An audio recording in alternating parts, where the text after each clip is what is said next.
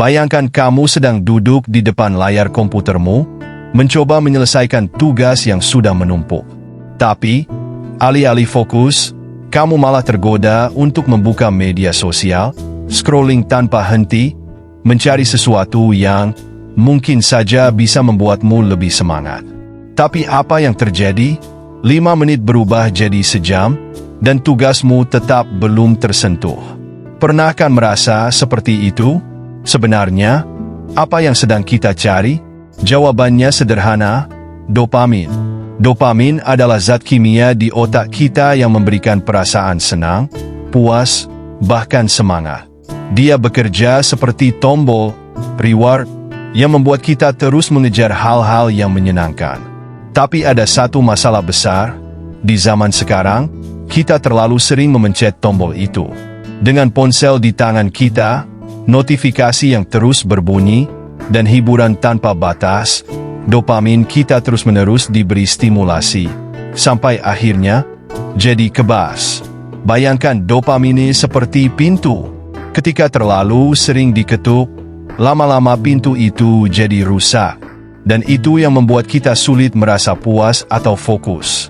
Tugas-tugas sederhana yang dulu terasa menyenangkan kini menjadi beban berat. Jadi, bagaimana kita bisa memperbaikinya? Cerita ini mengingatkan saya pada seorang teman yang dulu suka banget membaca buku. Dia bisa duduk berjam-jam di perpustakaan, tenggelam dalam cerita-cerita yang menginspirasi. Tapi sekarang, dia bilang, "Gua nggak bisa lagi, baru baca 1 halaman aja, rasanya pengen buka YouTube." Dan mungkin, kamu juga pernah merasakan hal yang sama.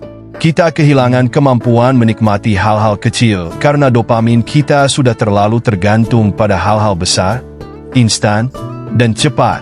Tapi ada kabar baik, dopamin bisa direset. Otak kita punya kemampuan luar biasa untuk kembali ke titik awal, kalau kita memberinya kesempatan. Salah satu caranya adalah dengan menerima kebosanan. Ya, kebosanan.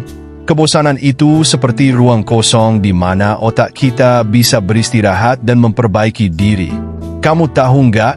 Beberapa ide paling brilian di dunia ini lahir ketika orang sedang bosan.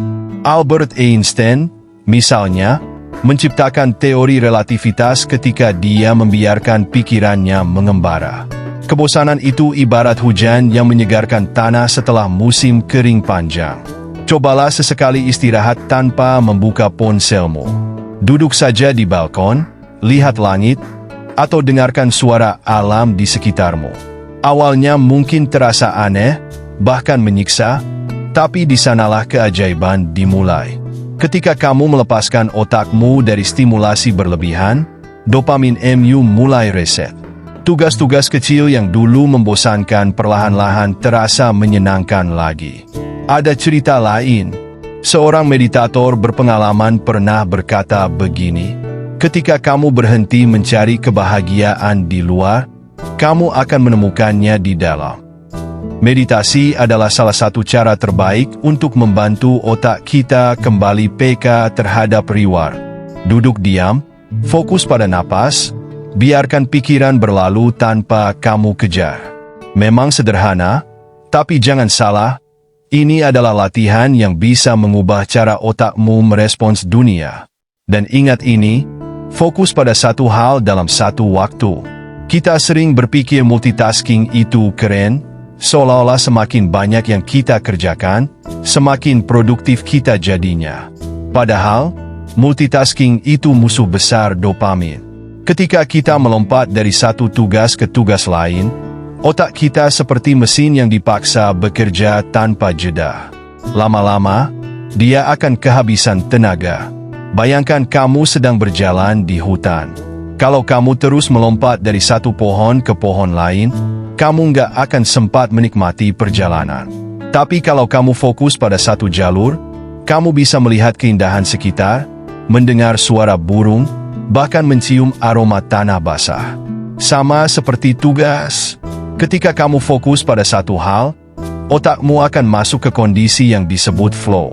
Di titik itu, semuanya terasa lebih lancar, lebih menyenangkan, dan waktu berlalu begitu saja.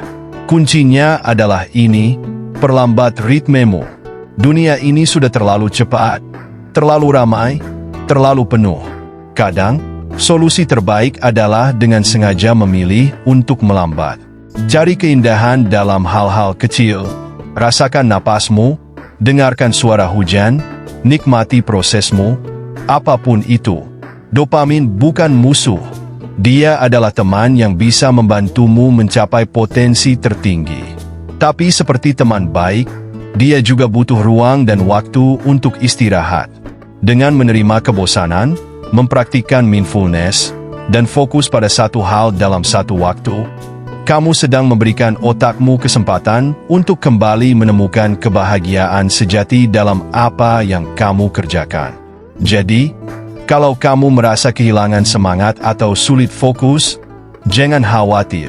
Ini bukan akhir. Ini adalah undangan untuk memulai ulang. Hari ini, cobalah untuk berhenti sejenak, lepaskan semua stimulasi, dan temukan kembali kebahagiaan dalam proses. Karena di sanalah keberhasilan sejati dimulai.